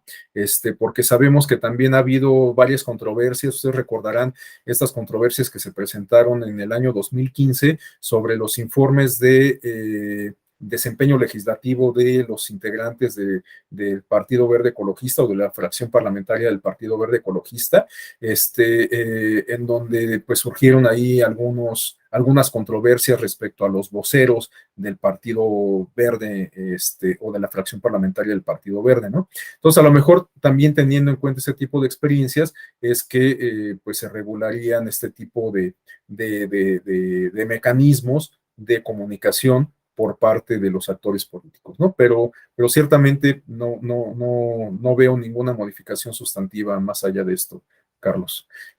Adelante, Pablo. Gracias. Gracias, maestro. Yo, bueno, más bien es una duda y no sé si se vaya a abordar en el presente diplomado. Ayer la Suprema Corte resolvió que la reforma realizada por el Congreso en el 2017 en materia de derechos de las audiencias es inválida, ¿no? Y esa reforma fue la que canceló, modificó varios artículos de la Ley de Telecomunicaciones y Radiodifusión. En esta, lo que recuerdo es que se obligaba, o más bien se regulaba a los medios a distinguir entre opinión, información y si era propaganda, ¿no? Más o menos así iba. Ayer se modificó, pero yo estoy confundido y veo que también entre los mismos medios y algunos especialistas hay como esa confusión, porque hasta donde yo recuerdo, desde 2014 ya existía esa ley, y lo que se hizo en 2017, según entiendo, pues fue un poco como matizarla en beneficio de los concesionarios de radio y televisión. Entonces, no sé, maestro Rafael, si usted sabe cómo, lo que realmente va a suceder y si lo vamos a abordar, o habrá un espacio como para abordarlo en esta parte de la comunicación política y electoral. Nada más es como la duda que me surgió ahorita. Gracias. Sí, gracias, Pablo. Bueno, tiene razón Pablo respecto a esto que resolvió la Corte ayer, pues creo que ya da claridad sobre pues que queda inválida esta intención del legislativo de establecer ciertos matices al ejercicio de la libertad de prensa en particular, ¿no? Porque se obligaba justo a los medios de comunicación a hacer esta distinción entre contenido informativo, contenido de opinión, etcétera, ¿no? Entonces, yo, para ser sincero, no me he actualizado respecto a las particularidades de la decisión que adoptó ayer la Corte. Yo, para ser sincero, esperaba este resultado. La verdad es que me parecía un tanto impráctico, por decirlo menos, que se materializara esta disposición. Pero no me he actualizado, no me he puesto al tanto respecto a las particularidades, a los puntos finos de lo que resolvió ayer la Corte. Originalmente no estaba... no recuerdo que haya un módulo, bueno, no hay un módulo en donde se hablara en específico de este tópico, de este tema. Pero considerando justo el contexto, considerando la coyuntura, yo creo que le voy a pedir al doctor Alfonso Herrera y al maestro Atos Cuevas que cuando les corresponda exponer los principales casos de libertad de expresión que han sido resueltos por el Tribunal Electoral del Poder Judicial de la Federación en materia de propaganda política y electoral, hagan una referencia a este asunto que resolvió ayer la Suprema Corte de Justicia de la Nación. Entonces, bueno, pues me comprometo a hablar con ellos para que lo incorporen y haya oportunidad de discutirlo. Pues también incluso un poco en retrospectiva, porque ahorita pues en realidad está como muy caliente el asunto, esto se resolvió ayer y a lo mejor una reacción pues se da como de bote pronto en una clase que podamos tener hoy o mañana. Entonces, bueno, pues les voy a pedir esto para que en su momento lo aborden cuando les corresponda impartir ese módulo. Bueno, pues ya faltan 3 minutos para las 9. Si no hubiera más intervenciones, si nadie quisiera agregar algo más, no me resta más que agradecerles de nueva cuenta el favor de su atención, perdón. Esta semana me toca desahogar un nuevo módulo con ustedes, pasado mañana. Entonces, pues me despido hasta entonces y les reitero mi deseo de que sea una semana excelente, muy provechosa, muy activa. Y bueno, pues nos vemos entonces el jueves. Muchas gracias. Muchas gracias. Buen día. Hasta mañana. Buen día. Hasta luego. Gracias.